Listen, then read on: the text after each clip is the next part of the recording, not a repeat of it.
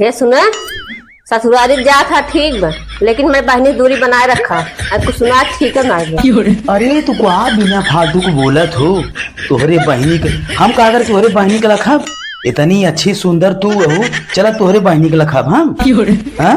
और हाँ एक चीज और बा, अपने मम्मी के फोन का एक सहेज दे कि ना जात है रच के, ठीक बा? अभी मजा आएगा ना भिड़ो।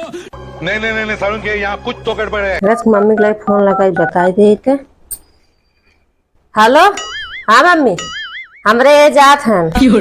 अरे तोहरे दामाद जी, हाँ इनका बिछाना छतन बिछाओ का ना खाद के दिन बिछाओ, कुल गड़बड़ हो जाए। नो नो नो नहीं सुसु कर दिए थे।